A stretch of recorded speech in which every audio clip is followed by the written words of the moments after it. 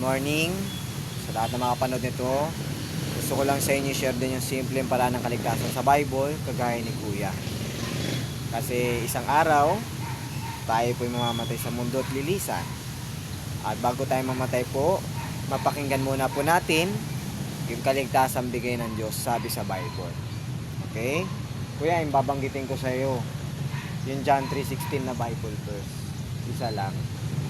Sabi sa John 3:16, "For God so loved the world, that He gave His only begotten Son, that whosoever believe in Him should not perish but have everlasting life."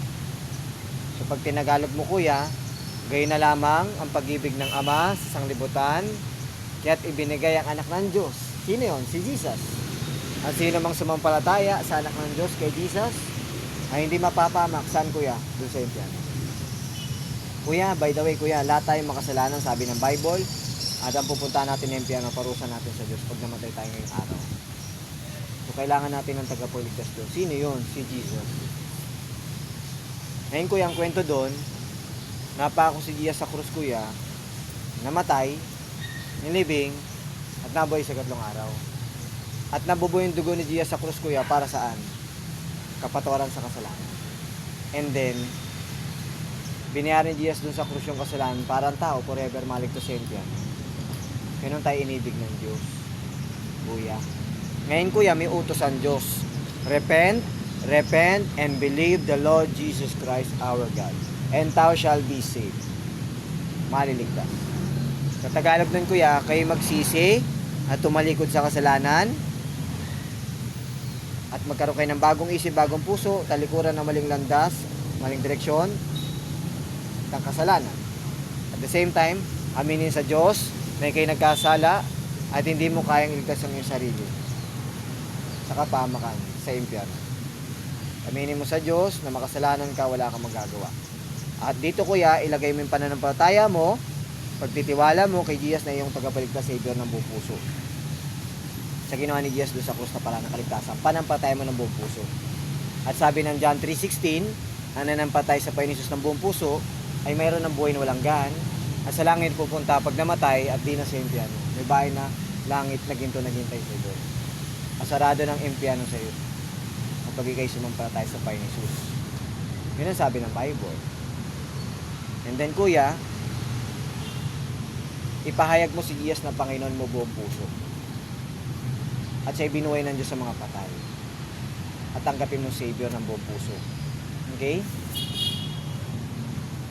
Ngayon, magpapray na tayo, kuya, ng isang pagsisisi at pagtanggap sa Panginoon. Ang Panginoon na magligtas sa iyo. Okay? So tayo manalangin, kuya, ng isang pagsisisi at pagtanggap sa Panginoon. Ikay sumabay sa panalangin. Okay? Panginoong Hesus, inaamin ko po, ako'y makasalanan, nagsisisi, tumingi ng tawad ng buong puso sa inyo. At tinatanggap ko kayo na tagapagligtas at Savior ko ng buong puso ko, Panginoong Hesus.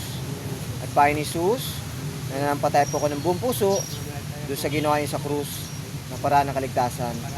Yung death nyo, yung burial nyo, and yung resurrection nyo, I believe with all my heart. Yan po magligtas sa akin doon sa impyerno. At Panginoon Hesus, ipinapahayag ko po ng buong puso ko na kayo ang Panginoon at binuhay ng Diyos sa mga patay. At Panginoon Hesus, kahabagan niyo po ko, isang makasalanan, niligtas niyo po sa impyerno ang kaluluwa ko po. Salamat po.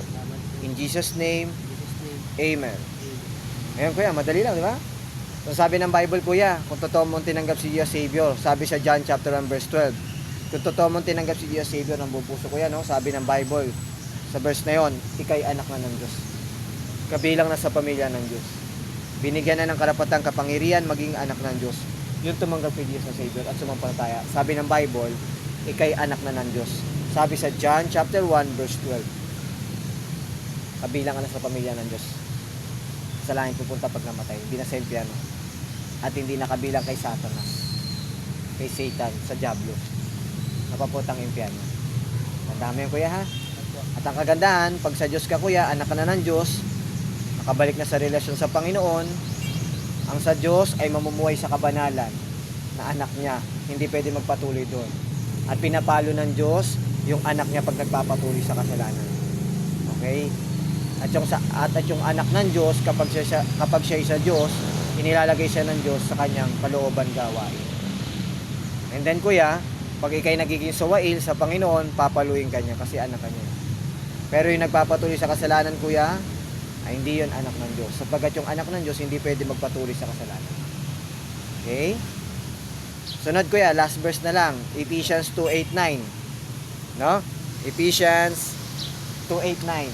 Sabi doon, for by grace are ye saved through faith, and that not of yourselves, it is the gift of God, not of works, lest any man should boast. So kuya, sa Tagalog nun, sa biyaya tabag ng Diyos, kayo naligtas. Saan? Doon sa impyerno. Dahil sa panampatay sa Panginoon Jesus. Hindi sa inyong sarili, ito'y regalo ng Diyos. Verse 9 kuya, hindi sa inyo mabubuting gawa upang wala kayo may pagmapuri at may pagyabang sa Diyos. So yung kaligtasan tinanggap po sa Diyos kuya, sabi sa Bible, biyaya lang na naligtas ka sa impyerno. Hindi ka karapat-dapat pero naligtas ka sa impyerno. Dahil sa panampataya, true faith in Jesus na yung Savior. Hindi sa ating sarili, wala tayong kinalaman. Yun ay regalo ng Diyos. Tapos yung verse 9 kuya, hindi mabuting gawa kuya magliligtas sa atin sa impyerno o magdadala sa langit. Wala sa effort natin. Wala doon. Sa gagawin natin. Kaya wala tayong may pagyayabang sa Diyos pagdating sa kaligtasan. Na isusumbat mo, Panginoon, naging mabuti ako, marami ako mabuting gawa, kaya sa langit ako pupunta, hindi sa impyerno. Hindi mo yung pwedeng isumbat sa Diyos na yun yung paraan ng kaligtasan. Sabi ng Bible, hindi yun. Ang kaligtasan ay biyaya lang, naligtas ka ng Diyos. Dahil sa panampalataya sa Panginoon Jesus doon sa impyerno. Wala nang iba, yun lang. Doctrine yun ni God sa Bible kuya na saved by grace through faith alone to Jesus Christ our God. At doctrine yun ng Baptist na biyaya lang ng Diyos, naligtas ka dahil sa panampalataya sa Panginoon Jesus. Wala nang iba, siya lang.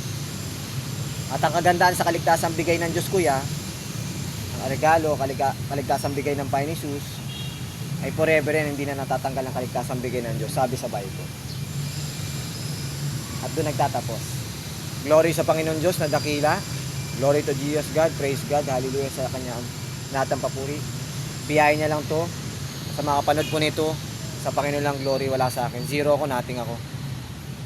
Mabuhay lang ako doon sa paraan ng Diyos. Marinig din ng iba to. At the same time, salamat sa Kuya. God Salamat bless sa'yo. po sa pag-share sa ano. So yan. Ang pangalan ng pangalan mo Kuya? John Lloyd po. Siya si Kuya John Lloyd. At ako hindi kailangan malaman ng pangalan ko. Jesus lang po, malaman yung pangalan, sapat na yun. Wala na iba. God bless po. Sa mga kapanood, i-like and share and subscribe nyo. I-share nyo din po sa iba para mapakinggan po nila yung salita ng Diyos. Maligtas po sila, no? God bless. Good morning. Good morning sa inyo guys. Yan. Thank you.